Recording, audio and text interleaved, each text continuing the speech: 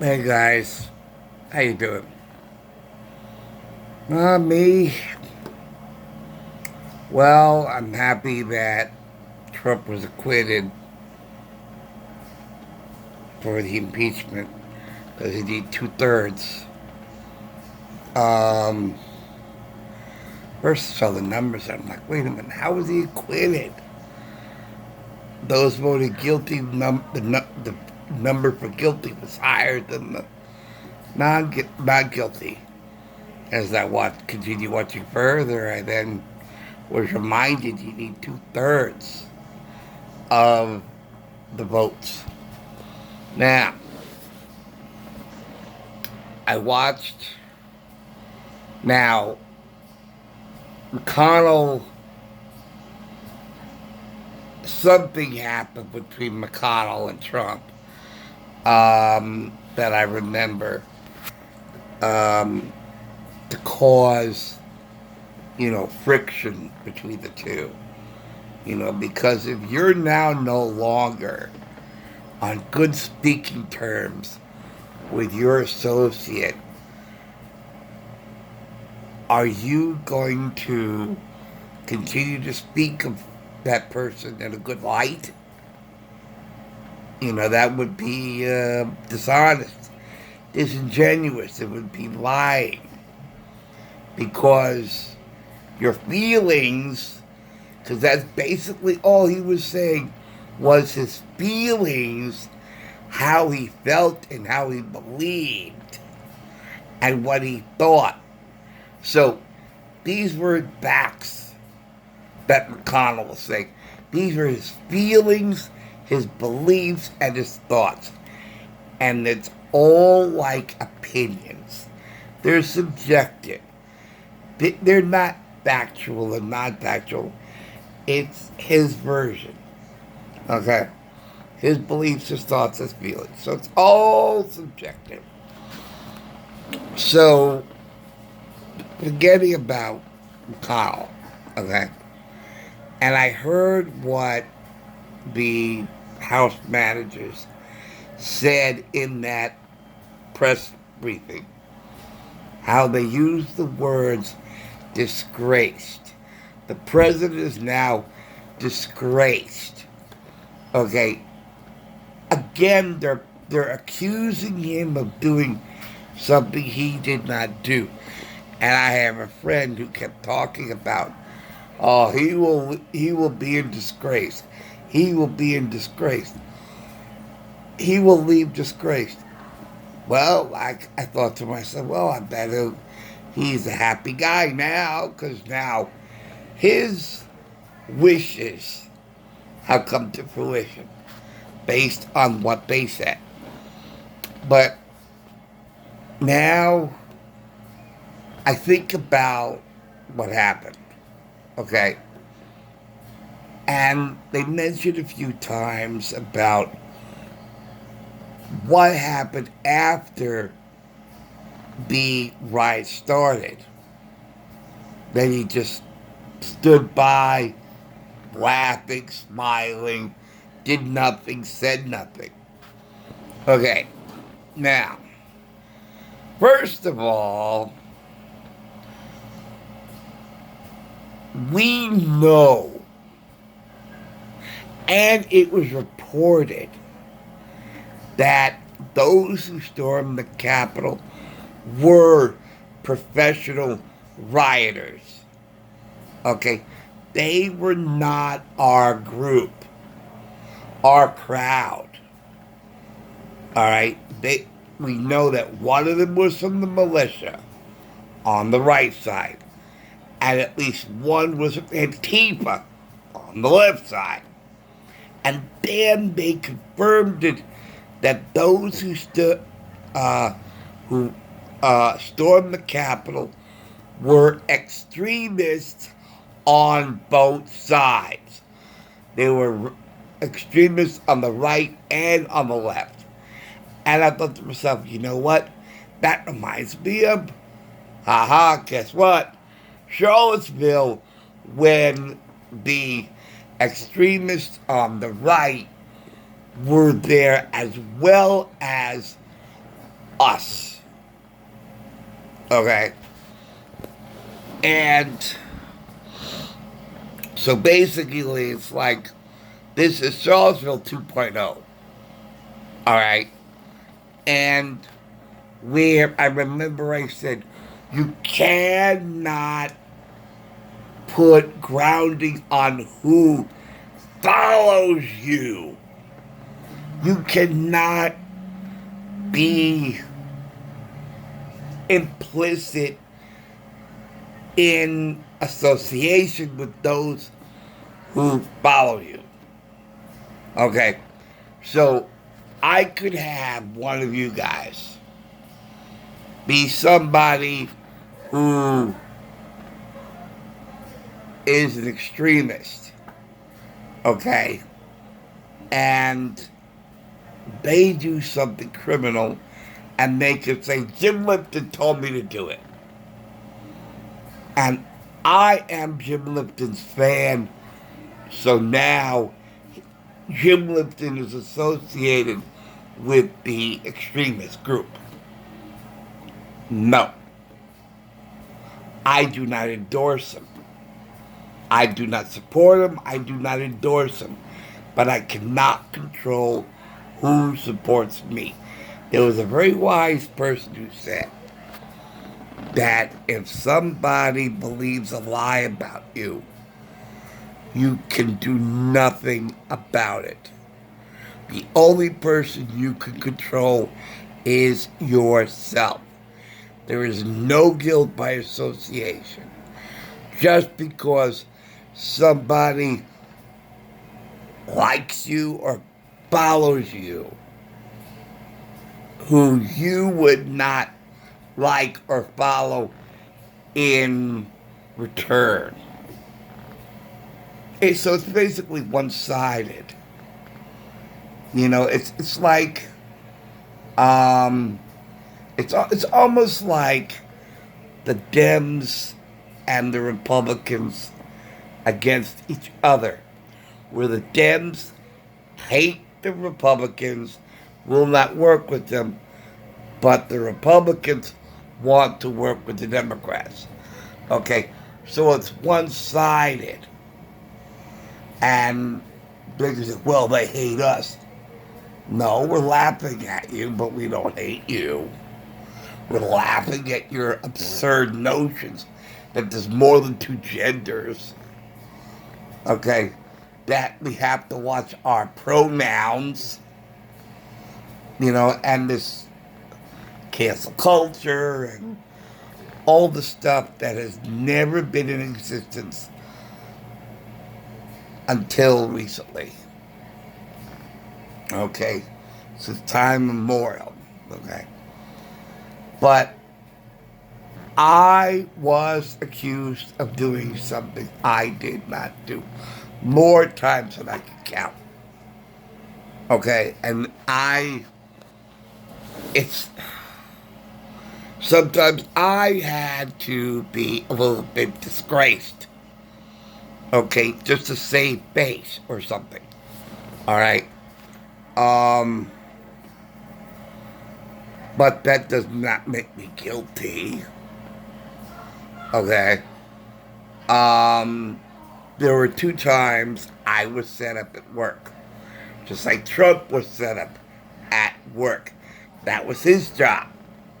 Trump was at work. Running the country. That was his job. And there have been many, many times that they set him up. It's like I was set up. And I was forced to agree to their demands, or else they would damage my father's reputation, damage the studio's reputation, damage my life. This was 1985. Long before this cancel culture business became commonplace. You know, I mean, how crazy is that? and I didn't even know what to call it. Now I know what to call it. It was cancel culture. As far back as 1985, they were going to cancel me because of what happened. But like I said, they didn't call it that because that didn't exist back then. It was an anachronism. The term didn't exist back in 1985, but the idea did. The idea of cancel culture existed back in 1985. So, and it was something that I thought was disgusting. It was terrible. It was uncalled for. I was just doing my job, and just because someone paid me a compliment, somebody else took it personally and tried to set me up to cancel me out for doing something I didn't do. Okay, and they're putting blame on Trump for doing something he didn't do. And like I said about laying blame, this is the lesson in the Garden of Eden story. That the sin is not taking responsibility for doing wrong and laying blame on somebody or something else. Okay? You can say, well, I'm late to work because of damn traffic. But it's your fault for not investigating what the traffic is going to be and waking up earlier and making sure you were in the car earlier. Okay? So, take responsibility. It's like, I'm going to have sex with this woman, but I'm not going to wear a condom, and she's not going to take an IUD. And then she gets pregnant. It's not my fault. Women said, well, it's not my fault. It's both of your faults. And that's the whole abortion thing, right? So, well, I'm going to have an abortion. When she didn't take any precautions, and he didn't take any precautions. So who's really at fault here? And then they said, well, we're going to, woman's choice about ending the presidency. But I'm not going to be responsible for preventing it, and neither is he. Now, how fair is that? How right is that? We all have to take responsibility for our behavior and our actions. And just because we hear something from somebody and we as free agents do something doesn't make it his fault that you did it. It's like, yeah, I killed that guy, but he told me to do it. Now, how will that go over in a trial? Right? We arrested the shooter, and we have him in court, and he says, well, yeah, I shot him, but I didn't want to do it. He made me do it. Did he intimidate you? Yeah. Did you intimidate him? No. I didn't intimidate him. I just told him to do it. And he did it. Now, but, let's go over there peacefully, make your voices heard. And like I said, we already know at least we have two people, militia and Antifa. So now we have two of the weakest links in that chain of the incitement claim. And now we put doubt in our minds, if we have at least one person who is in a militia, and we have at least one person who is a member of Antifa, who's on the far left, by the way, then we have to wonder who else was in that mob. But just take Trump out of the equation for a minute. Because the people who, the real criminals, the real people who are responsible are the people who did the dirty deed. Just like Moses, God said to Moses, okay, you cannot be responsible for their actions. You cannot atone for their sins. Only they who committed the sin can atone. You cannot lay the blame for their wrongs, for their sins. Which is kind of repeat from a different perspective of the Garden of Eden story, where, the man, he disobeyed God, but he didn't be honest about it. And he didn't take responsibility for it. Because God is God. God knows. Did you eat from the tree? God is God, of course God knows. So God wanted to know how the man would respond.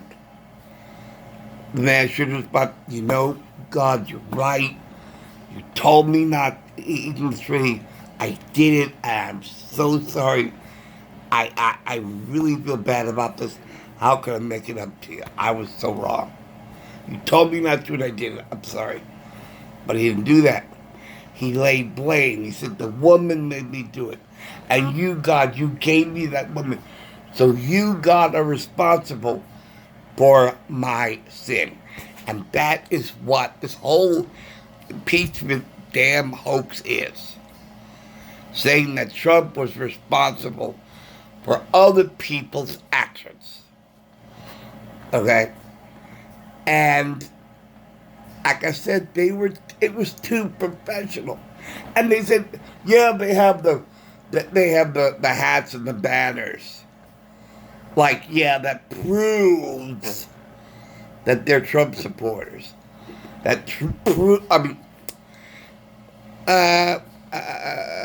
Trumpers,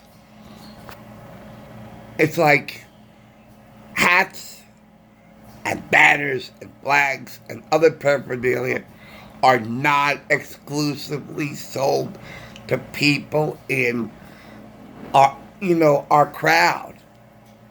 So, it's a special crowd. You have to be certified and verified that you are a genuine, authentic supporter of Trump. And we have to have that verification before we sell you a flag, a banner, a hat. No. Anybody, anywhere can buy any of that stuff anywhere. Especially eBay. There's so many places that you can buy that stuff. That's not proof. That's not proof. That was all for show. It was a disgrace. It's just like I said about somebody who's not Jewish and wears a yarmulke and the Star of David or a high on his, which means light, by the way, around his neck, and he goes slicing somebody up. Okay. And he's not Jewish. That's just as bad. It's just the same. It's the same thing. Okay. It's just as bad. So you can't.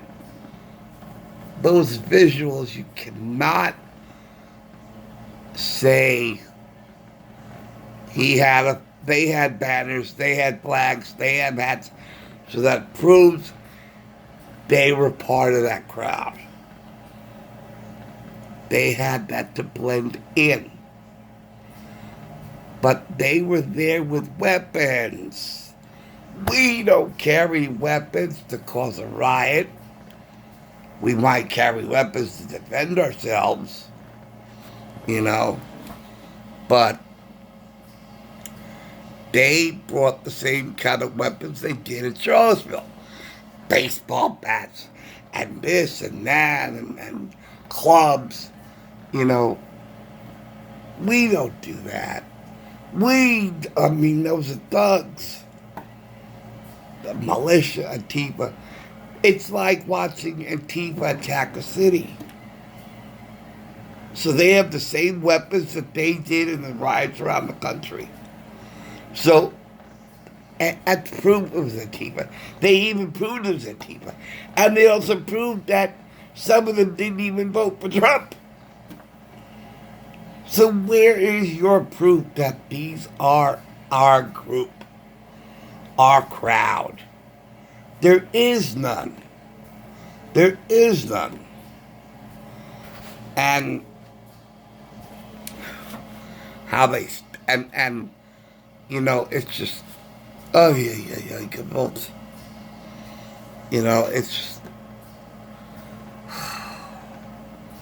so now, just like I almost had a tarnished reputation. Now Trump does. And how many people at work play politics? And I'll give you another one. When something, they were saying about, well, what do you do? When something is happening that you're not expecting, or if something shocking, that you're shocked it's happening, don't you have a moment of hesitation, of indecision, that you're watching something that you were not expecting? And how many movies have we watched where some impending doom, something like beyond belief, and you're in disbelief because it's happening, and you have that moment of indecision? What do? You can't process it in your brain fast enough. You can't. So you're frozen. You don't say anything, you don't do this. And how many times do we say, well, it happened so fast, I didn't believe it was happening, and I didn't know what to do. We say that all the time. Does it mean that we're guilty of because we didn't act in response as quickly when something unexpected slaps in our face and we're stunned into a moment of indecision that I don't believe this is happening? And you try to process it in your brain, and you try to say, okay, what do I do? How do I respond? I don't know what to do. That was Trump. He didn't know what to do. He was shocked. He had to process in his brain to be realized. He might have seen stuff like this on television, but he never saw it live in front of his face before. I'll bet you dollars and donuts.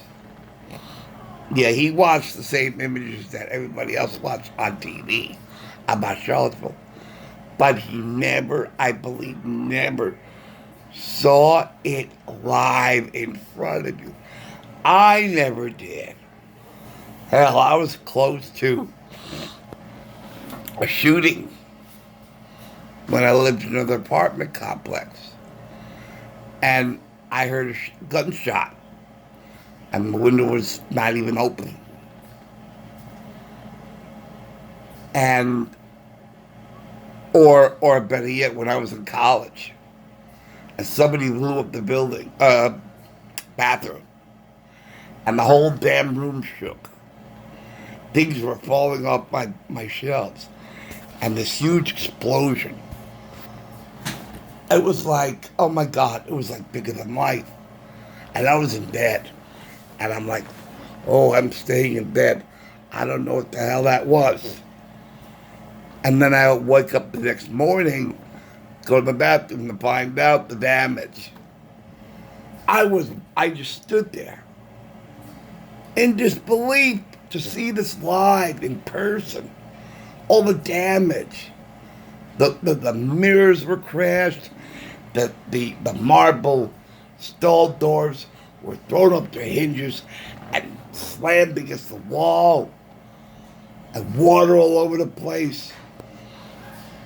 Did I say anything? No. Did I walk? No. Did I move? No. I was in shock. I was in disbelief. You just try to process this live image in your brain. And it takes a few moments to process it all. It's like, and the first thing out of my mouth was, well, looks like I'll have to go downstairs to go to the bathroom. I'll give you another one. When my dad died, okay, when my father died, and my mother knocked on my door about 4:30 in the morning, and she calls to me through the door, Jimmy, your father died this morning. And my brain couldn't process it. As I sat there, dumbfounded, trying to wake up, it's like, what'd she say? I'm not sure I heard that right. Dad died? Huh? And then I finally said aloud, oh shit. And I was numb. I was numb. I was like on autopilot. I was in disbelief. I said, nah, this isn't happening. No, this is not happening. Dad is not dead. No, I'm not. I don't believe it. I'm not believing it. We go through this all the time throughout our lives. When something unexpected or bigger than life happens live in person. And there's that moment of indecision, that stunned existence. When your brain is trying to process everything your eyes are seeing and your ears are hearing, you know. Or you come across a bomb. How many times? What are you going to do when you discover that you're inches away from a bomb? What do you do? What do you do? There's that moment of indecision. And then your body builds up this adrenaline. Fight or flight. It's like, oh my God, there's a bomb. Okay. Look around, is there a trigger?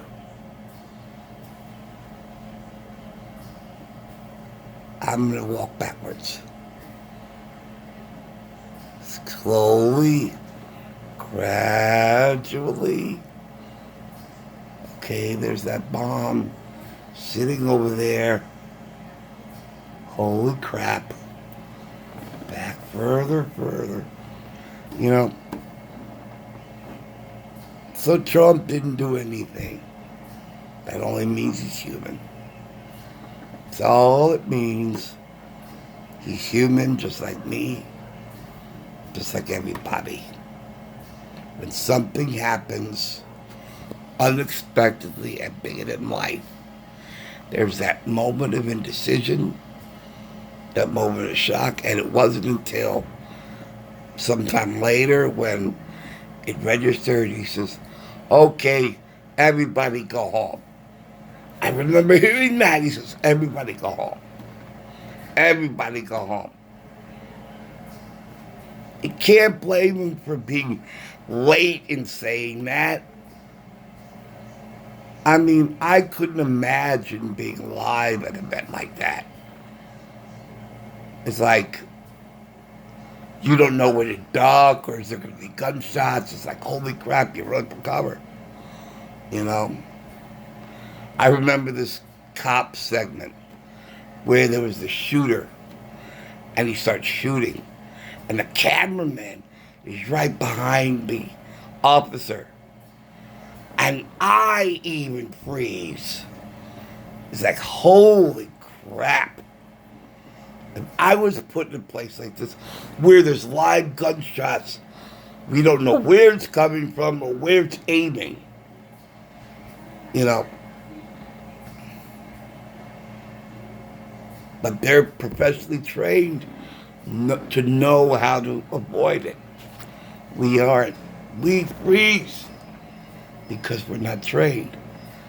Trump was not trained for something like that. He was a businessman. He never worked. He never existed in the field or, in battle. He's a businessman. So anyway, that's all I wanted to say. And only those who did the crime should be the ones to be held responsible. Not a president who said, let's go over there peacefully. We'll go over there, march over there, and peacefully make your voices heard. So there you go. And to be accused of something he didn't do, like the many times I was accused of something I didn't do. Okay. On that note, I'll see you later. Thank you for watching. Thank you for listening in. Yes, I'll see you later. Okay, take care, guys. See you soon. Bye.